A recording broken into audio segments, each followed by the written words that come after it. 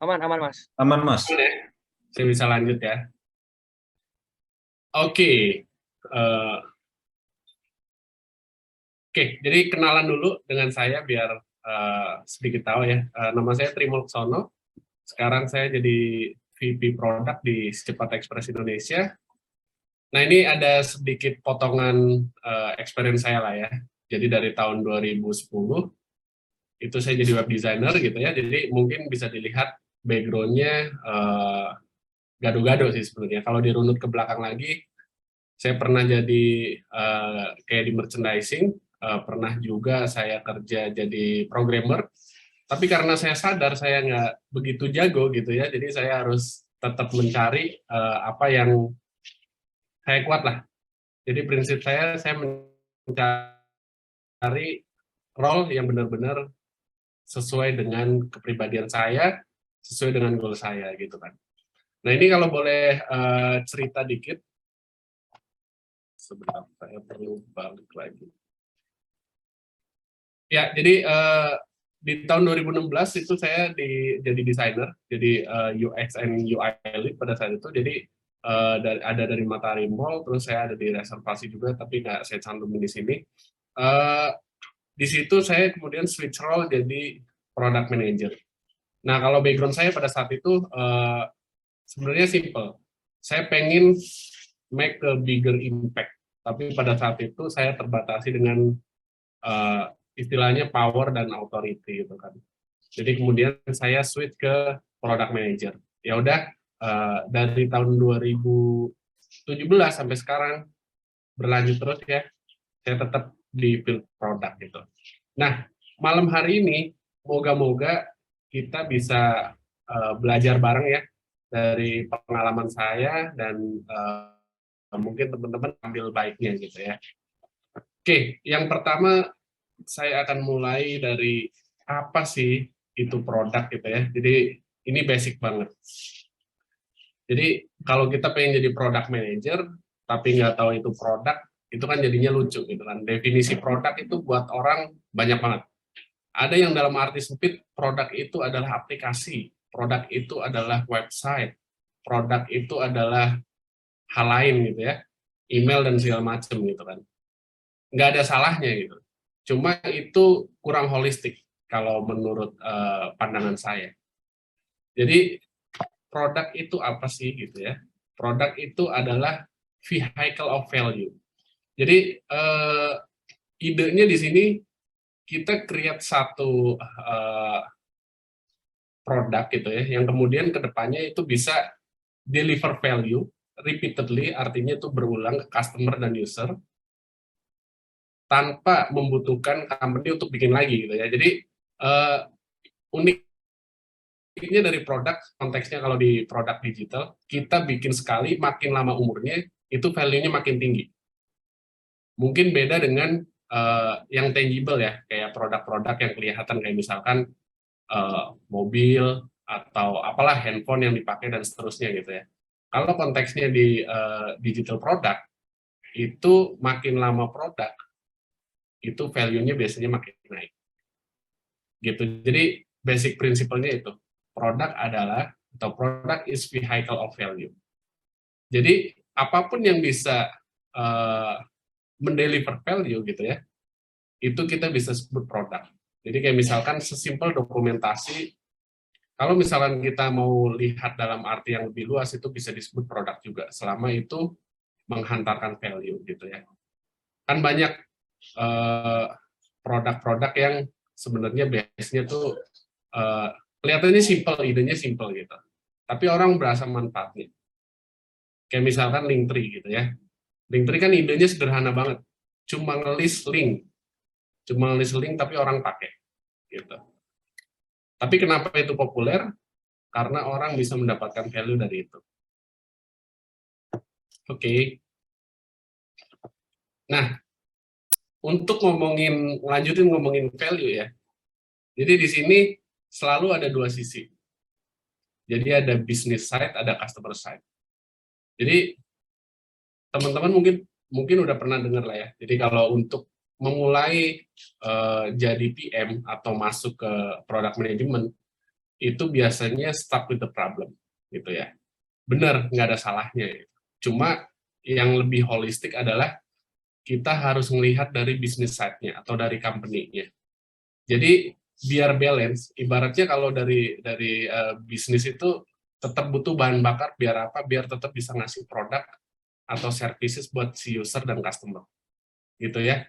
Jadi dari sisi customers kita bisa menyelesaikan problems yang sekarang dialami, gitu ya.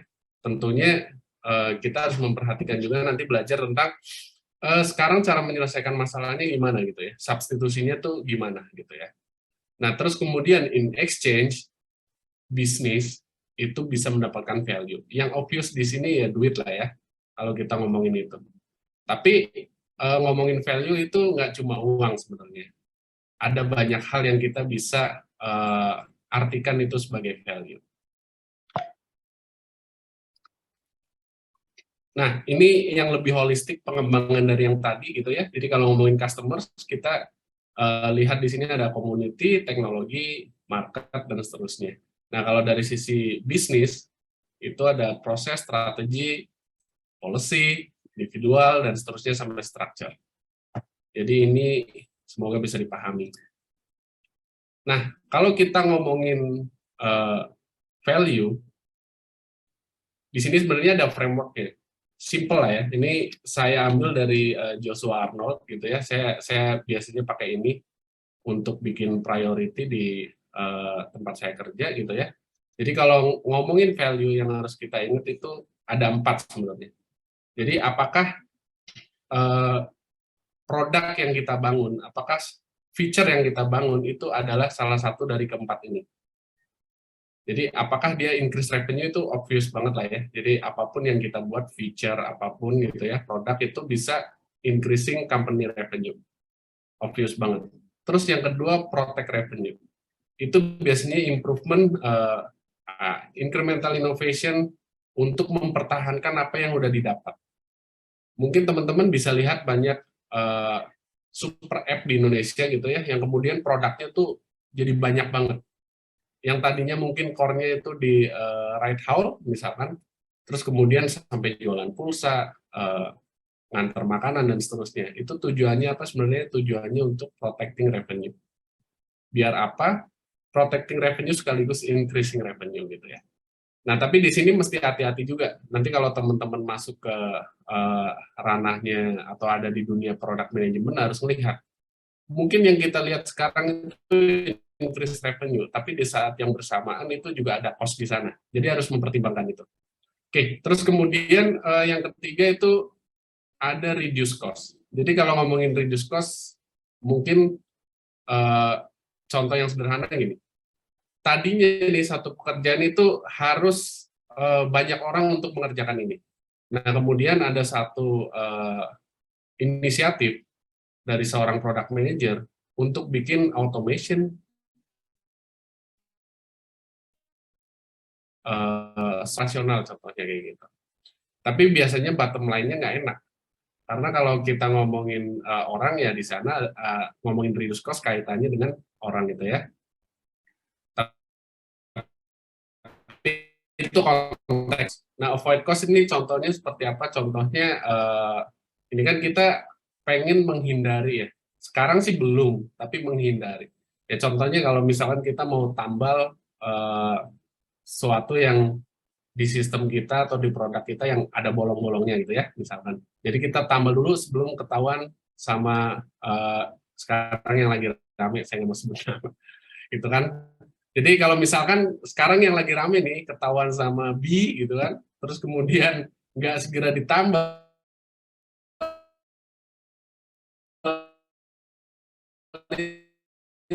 itu cost-nya tuh gede banget gitu. Padahal usaha sih gitu. Jadi eh, nggak melulu feature sebenarnya yang bisa menghasilkan value gitu ya, tapi sesuatu yang kelihatannya in background, yang sepele, nggak seksi mungkin buat orang, tapi itu value-nya mungkin lebih besar, seperti itu.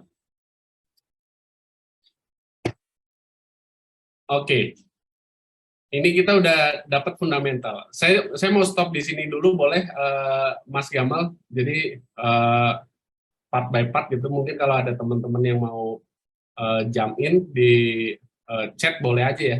Jadi kalau mau nimpalin atau apa boleh banget di chat. Nanti saya coba baca satu-satu. Jadi eh, biar mungkin lebih ada interaktif dan engagement gitu seperti itu.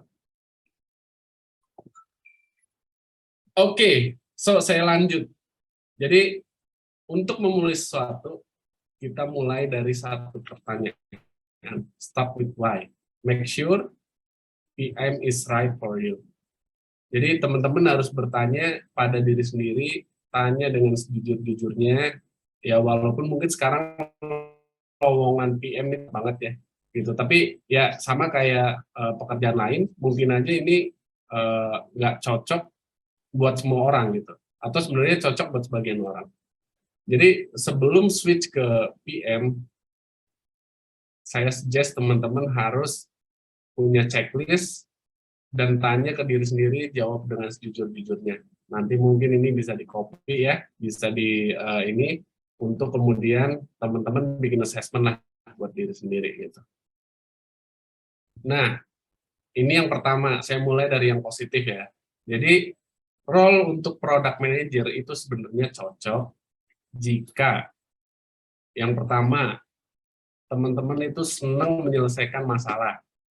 Ya, problemsnya di sini tadi saya udah sebutkan konteksnya, yang mempunyai nilai bisnis ya tentunya ya. Jadi kalau problemnya nggak mempunyai nilai bisnis, ya nanti kemudian kita akan kesulitan untuk bisa terus-menerus generate value. Seperti itu. Jadi solving people problems. Ini holistik. Jadi untuk users dan untuk tim. Terus yang kedua, driving business growth. Obvious banget. Jadi apapun yang teman-teman bikin, kalau teman-teman suka angle-nya, oh ini gue bikin kayak gini biar apa? Biar perusahaan tempat gue kerja makin maju dan seterusnya. Produk yang gue bikin makin banyak pemakainya, makin banyak orang yang ngerasain manfaatnya.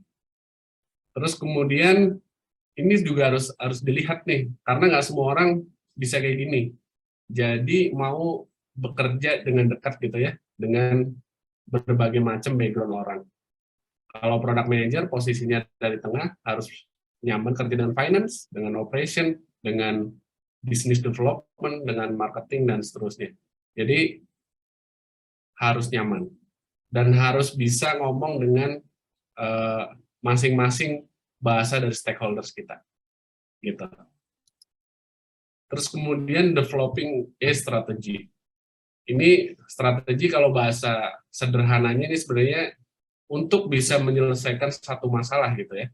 Jadi kita as a product manager itu harus memikirkan set of an option. Jadi satu masalah di dunia itu nggak mungkin solusinya cuma satu. Jadi teman-teman harus memikirkan itu. Ada plan A, B, C, dan seterusnya. Dan dari sana juga harus melihat probability-nya kalau kita eksekusi yang ini, effort-nya itu berapa lama, kemungkinan suksesnya seberapa besar, dan seterusnya. Jadi berpikirnya harus strategi. Nah ini juga penting, getting it done, gitu ya. Jadi ya apapun yang ada di piring kita ya, yang ada di meja kita itu harus diselesaikan. Jadi mindset-nya ini. Oke, terus kemudian masih ada lanjutannya. Jadi ini checklist selanjutnya, leading a team through influence not authority. Nah, jadi role product manager ini unik sebenarnya. Kalau mau ngomong bahasa programnya, semua orang tuh kayaknya butuh gitu ya. Tapi sebenarnya product manager tuh nggak punya authority. Karena role-nya product manager itu spesialis ya. Kebanyakan di berbagai macam company itu mulainya dari spesialis. Jadi karena spesialis nggak punya authority, tapi dia harus deliver karena dia harus bisa bekerja sama. Misalkan untuk develop produk ya harus bisa ngomong dengan desainer, harus bisa ngomong dengan engineer, nggak punya authority, lu anak baru, apaan gitu kan, dan seterusnya. Nah itu gimana caranya bisa influence masing-masing function ini. Nah itu penting. Jadi soft skill mungkin di sini sangat penting. Jadi ya leading a team without authority itu mungkin hal yang checklist yang pertama mungkin ya, yang teman-teman harus bisa ini. Mungkin tandanya gini deh, gampang. Kalau misalkan di tongkrongan didengerin gitu ya, didengerin sama teman-teman, mungkin itu salah satu tanda, salah satu doang ya, salah satu tanda kalau oh kayaknya bisa nih gitu ya. Terus kemudian di satu community, di satu kelompok, suara teman-teman tuh didengerin, kemudian biasanya akan ngikutin suggestion dari teman-teman, mungkin teman-teman punya bakat ke sana. Oke. Nah, ini kemudian communicating open and broadly. Jadi di role product manager, over komunikatif itu nggak ada jeleknya. Jadi kadang kan orang mikir ya, kan gue udah sampaikan ya, harusnya ngerti gitu. Nah, di sini teman-teman juga harus memahami psikologis dari manusia.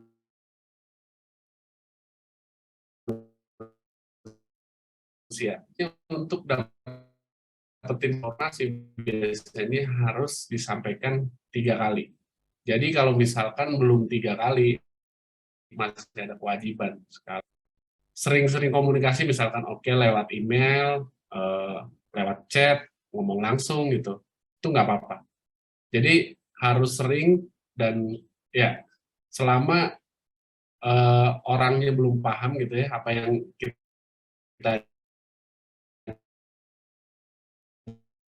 ngomongin ini gitu.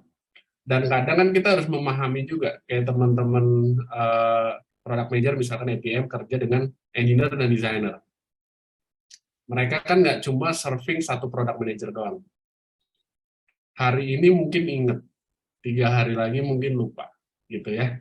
Jadi over communicate nggak ada buruknya di role ini.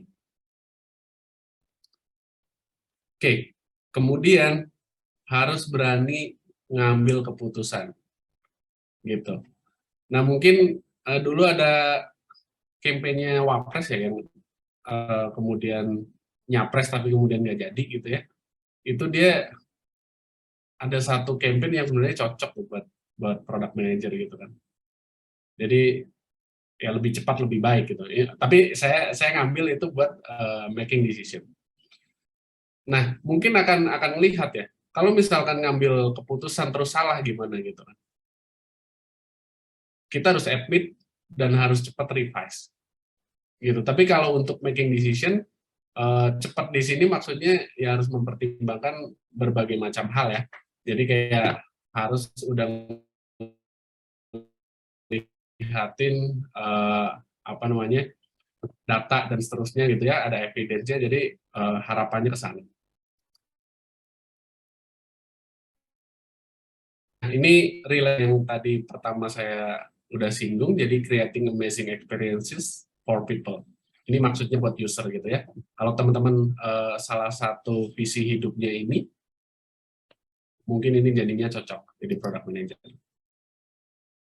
Nah ini yang terakhir, being organized, detail oriented, and prepared.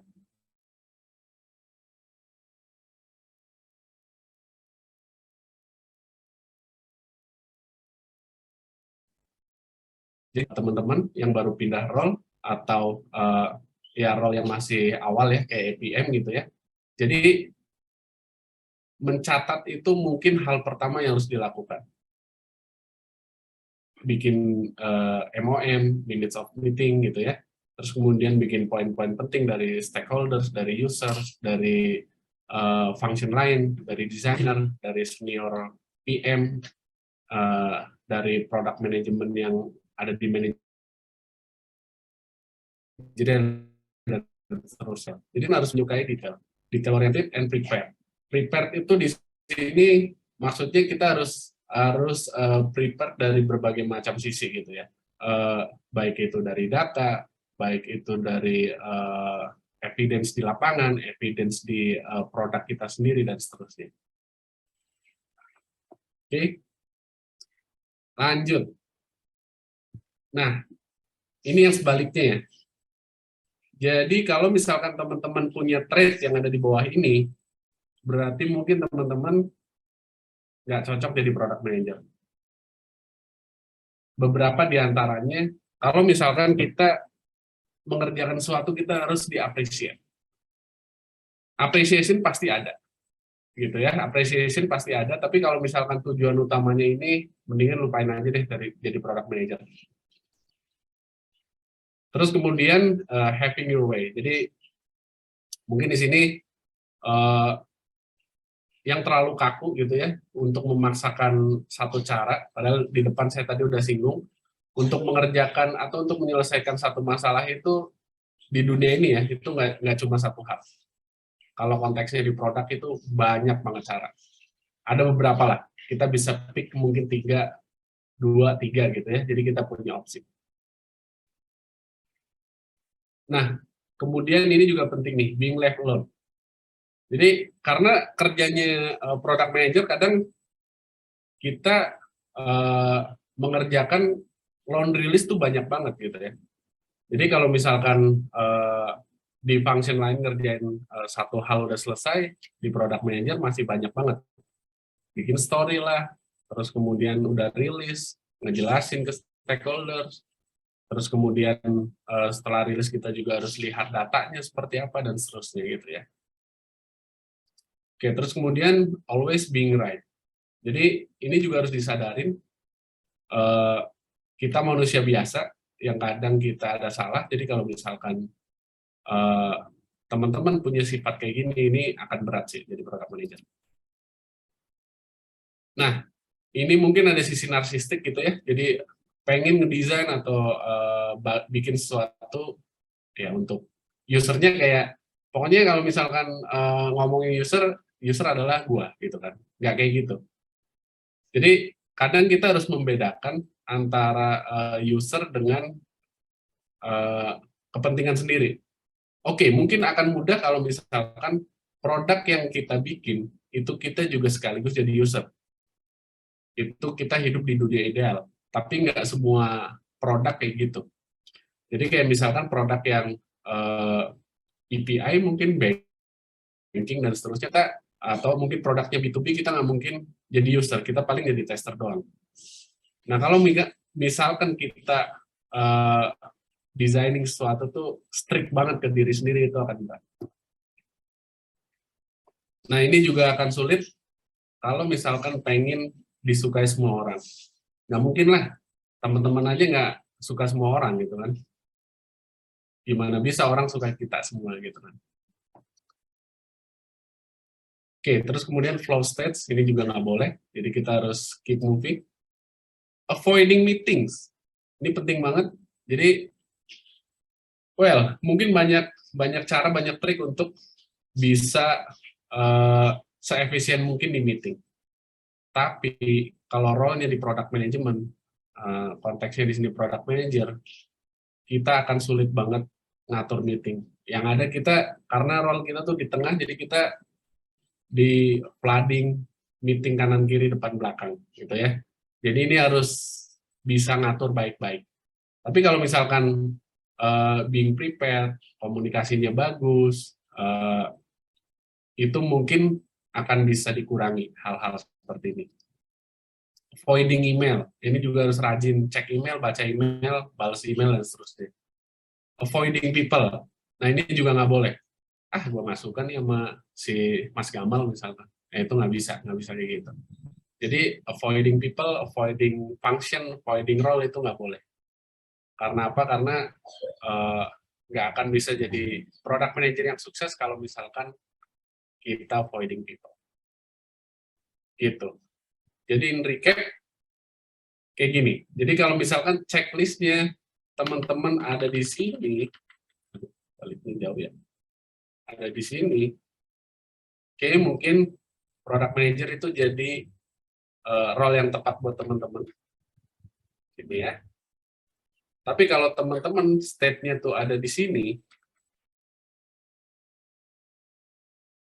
berarti mungkin product manager kurang tepat buat teman-teman. Gitu. Oke.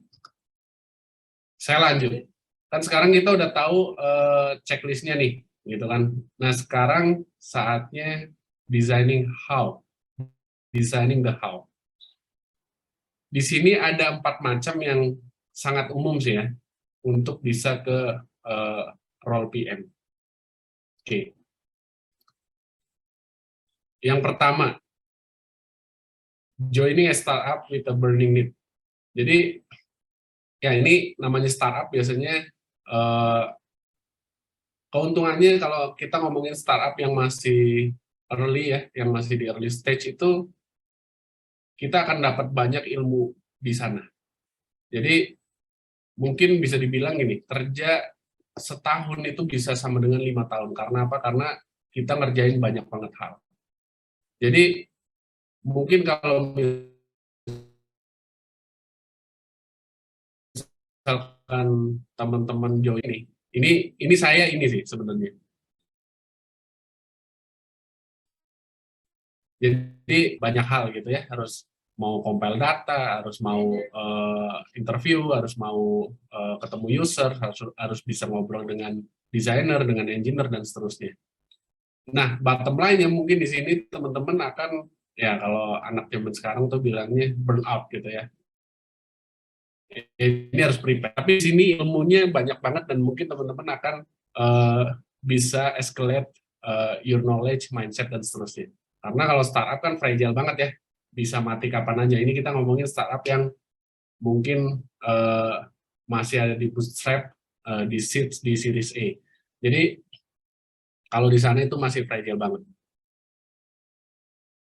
Cuma excellence, cuma kita bisa deliver, itu yang benar-benar bisa bikin company, bisa bikin produk itu tetap melaju. Gitu. Mungkin kalau tips dari saya, kalau misalkan joining new startup ya, atau yang masih awal, mungkin teman-teman kalau saya lihat di sini kan ada profesi dari dokter, dari ya dari lain ya, ada tadi finance, dan seterusnya. Itu harus mikirin run rate-nya. Jadi mungkin yang harus ditanya pertama kali, kalau misalkan mau join ke startup itu ditanya, duit lu tuh habisnya kapan? Itu penting. Jadi karena kita pengen belajar dengan cepat, dengan waktu yang mungkin nggak terlalu lama, ini penting. Jadi dulu saya pernah melakukan itu, saya nanya ke salah satu startup, sekarang tuh udah gede ya, udah lolos, udah ya bisa dibilang hidup lah, bisa hidup puluhan tahun gitu. Saya cuma nanya gini, startup lu tuh duitnya habis berapa bulan? Gitu. Pada saat itu jawab 8 bulan. Tapi karena saya senang nih dengan mindset dari founder dan co-foundernya, maka saya berani. Padahal pada saat itu saya ada di satu perusahaan yang mungkin bisa. Tapi kemudian saya pengen move ke satu perusahaan itu karena apa? Karena saya ngejar, oh ini biar bisa dapetin experience, dapetin knowledge dengan cepat. Alhamdulillah perusahaannya sukses. Gitu. Nah, terus kemudian yang kedua, internal transition at a large company.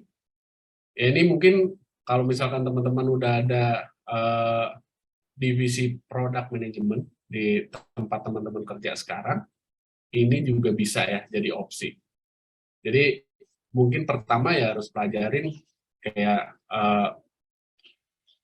mindset kan tadi kita udah dapat gitu ya. Apa sih yang harus dikerjakan gitu ya. Terus mungkin minta aja kayak case-case, bikin dokumen yang biasa dilakukan oleh teman-teman product manager dan seterusnya gitu ya. Mungkin dokumen yang umum itu biasanya PRD. Jadi kalau ada di tempat saya kerja misalkan ada teman-teman yang mau pengen move dari role lain ke product management, biasanya saya challenge dengan create PRD dulu, terus kemudian coba execute. Kalau misalkan bisa itu relatif lebih mudah untuk transisi dari role lain ke product management. Dengan catatan, ya posisinya ada ya, gitu kan. Tapi gini, ke depan akan semakin dibutuhkan sih, gitu ya, karena sekarang udah makin banyak company yang aware gimana pentingnya role product management di satu perusahaan gitu. Jadi ini bisa jadi opsi, ini juga bisa Jadi finding a junior PM role ini biasanya startingnya itu dari APM ya, Associate Product Manager. Jadi ya harus rela starting over ya. Jadi dari APM. Biasanya APM itu akan di pairing dengan PM. Aslinya dianggap udah kerjain tactical role gitu ya, sama operation role.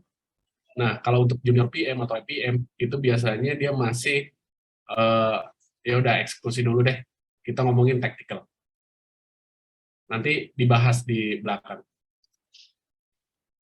Nah, ini terdengar gila, tapi ini mungkin sangat masuk akal sih. Jadi kalau misalkan teman-teman punya capital ya, atau ada yang mau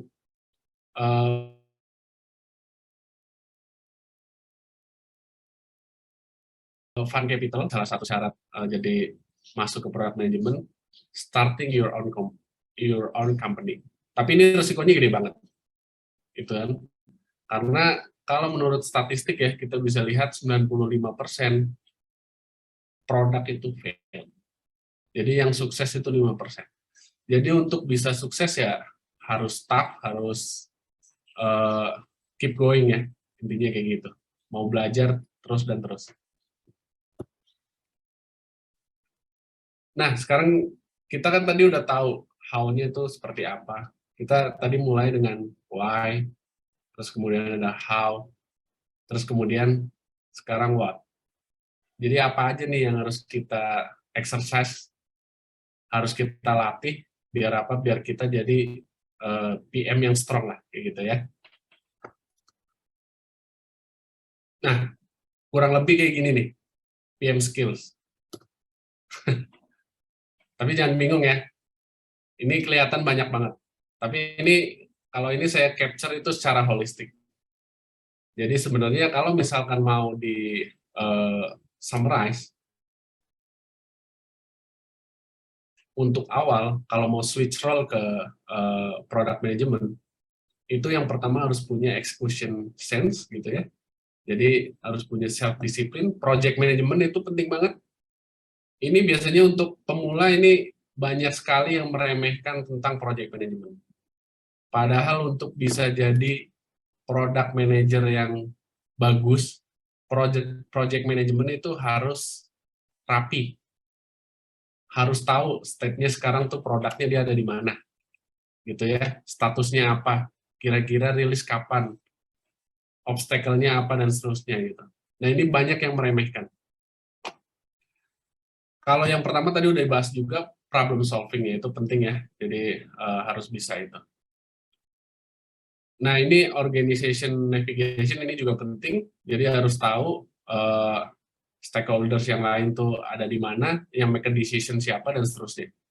Itu penting. Terus yang kedua, ini sebenarnya bisa disebut nalar atau common sense. Jadi teman-teman harus punya critical thinking, analytical sense, ada common sense. Jadi kalau nalarnya bagus, biasanya akan mudah lah jadi ini ya, jadi product manager. Nalarnya harus bagus. Terus di sini ada cognitive awareness, ada framework thinking. Jadi saya biasanya bercanda ini. Kan ada ungkapan tuh, gajah mati meninggalkan gading ya. Nah kalau PM mati itu biasanya ninggalin framework, karena kita harus pakai banyak framework untuk apa? Untuk bisa menyelesaikan masalah gitu.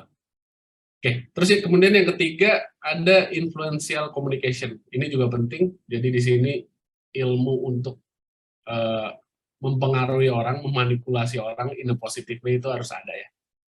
Jadi kalau misalkan teman-teman sulit untuk meyakinkan peers, function lain, role lain, stakeholders lain, kalau nggak bisa itu mungkin akan sulit. Tapi yang basic-basic yang bisa dimulai mungkin pertama kali writing, jadi create story, PRD dan seterusnya itu harus excellence gitu ya. Terus kemudian listening di sini nggak cuma listening, tapi harus tahu poin-poin pentingnya apa, catat gitu ya. Kemudian bisa pakai teknik mirroring dan seterusnya untuk ngobrol dengan stakeholders terkait.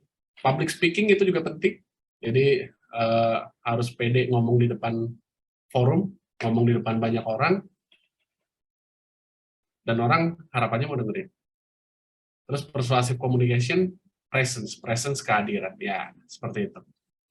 Nah, kalau untuk ilmu atau skills yang lain itu bisa nyusul gitu ya. Jadi kalau di sini saya ngurutin 1, 2, 3-nya ini. Kalau ini asumsinya teman-teman dari role bukan produk. Gitu ya. Jadi dari role lain. Exclusion sense, critical thinking, influential communication. Nah, kalau yang lain ini akan sangat membantu, ini bisa bertahap ya. Karena ini ada berapa? 1, 2, 3, ada 8 cabang dengan cabangnya masing-masing. Itu bisa bertahap dengan courage, pengalaman, curiosity, bisa dikuasai semua. Gitu. Tapi kalau misalkan ada satu hal yang mungkin saya bisa cerita, bisa bikin teman-teman karirnya itu jauh, mungkin di sini harus punya product sense dan vision dan strategi. Itu penting banget. Gitu. Oke. Saya lanjut. Ini tadi saya udah singgung dikit tentang product manager career path. Jadi di sini mulainya dari associate PM, kemudian sampai CPO. Ini saya senang banget sih di Indonesia sekarang banyak role CPO ya, Chief Product Officer. Jadi finally produk udah dianggap sejajar dengan bisnis, dengan teknologi, dengan finance, dengan operation dan seterusnya. Ini artinya kedepannya akan makin bagus, jadi akan makin banyak lowongan buat product management role. Nah, di sini ada 3 hal, ada tactical, operational, strategic. Jadi kalau di sini ini barnya ya. Jadi misalkan associate PM, tadi kan saya cerita yang pertama itu harus menguasai tactical. Operational harus ada nggak? Ya harus, dikit-dikit aja. Karena biasanya untuk role associate PM ini masih didampingin oleh product manager ya, jadi di pairing. Nah di sini role untuk mulai dari associate PM sampai senior PM itu biasanya spesialis ya. Jadi mungkin di beberapa perusahaan bisa berbeda, tapi saya berbicara umumnya. Umumnya itu spesialis. Jadi yang dimaksud spesialis biasanya nggak punya anak buah lah ya, katakanlah seperti itu. Kemudian ada juga yang bilang sebenarnya ini product manager atau PM manager itu ada di mungkin kalau di sini PEP-nya itu ada di senior PM atau director lah gitu ya. Nah, mungkin di sini teman-teman bisa lihat untuk entry level itu jadi bisa aktifnya itu penting banget. Tapi makin tinggi role-nya, itu strategik itu makin dibutuhkan. Nah, jadi kalau misalkan balik lagi ke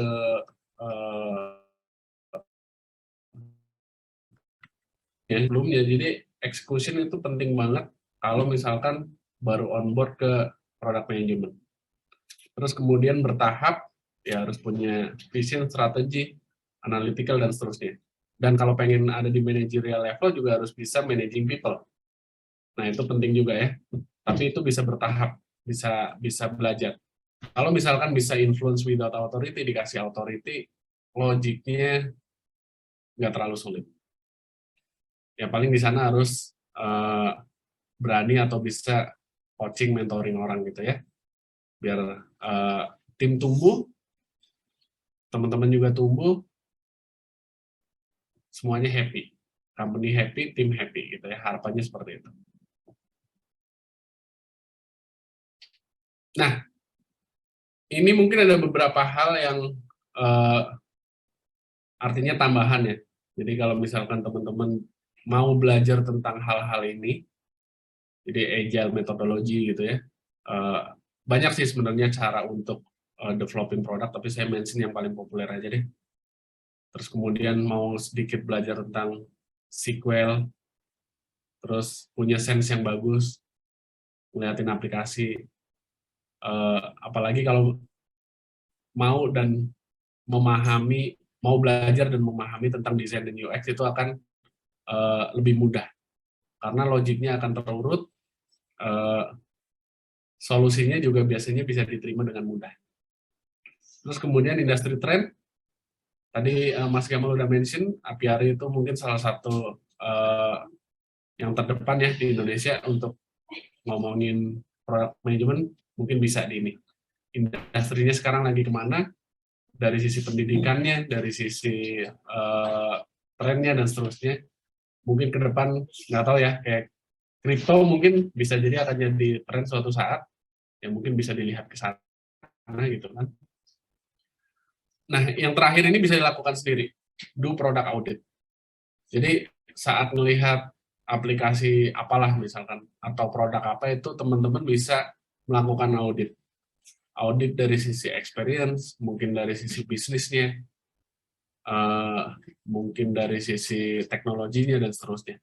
Mungkin di sini nggak akan dapetin gambaran keseluruhan, tapi di sini teman-teman akan dengan mudah atau dapetin sesuatu lah, artinya dapetin sesuatu dari sini tuh nalarnya tuh akan terus terasa gitu ya. Kalau biasanya gini, interviewnya di Google kan, misalkan kayak pertanyaan, berapa banyak orang Jakarta yang punya piano misalkan kayak gitu. Mungkin ada juga beberapa perusahaan yang menerapkan itu. Itu kan sebenarnya apa? Tapi yang di sini yang di-challenge itu apa? Yang di-challenge itu assumption-nya. Nah, begitu juga saat melakukan product audit, kalau kita nggak punya primary data, kita bisa pakai secondary data, yang bisa di-challenge itu sebenarnya assumption-nya. Nah, itu jadi sah-sah aja. Gitu ya, jadi kalau misalkan rajin melakukan product audit, sense-nya itu akan naik. Nanti lama-lama akan jago deh. Nah, ya jalan untuk jadi product manager itu panjang, ininya beda-beda juga ya, path-nya beda-beda juga. Itu mungkin yang terjadi dengan saya, yang terjadi dengan teman-teman mungkin bisa lain gitu ya, ada yang mulus banget, ada yang terjal, dan seterusnya. Tapi satu pesan dari saya, keep going, jangan menyerah, keep going, kalian bisa sukses. Nah, ini referensinya. Jadi kalau mau baca buku, ini saya referensiin banget, ada Escaping the Build Trap by Melissa Perry. Jadi beberapa referensi dari Melissa Perry tadi saya taruh ada di slide saya. Terus kemudian Hook by Nir Eyal, ini juga bagus banget, buku yang bagus banget. Jadi buat product person, buat UX, dan seterusnya ini bagus banget. Terus kemudian kalau ngomongin go to market, ngomongin tentang growth dan seterusnya, saya referensiin ada report di sini.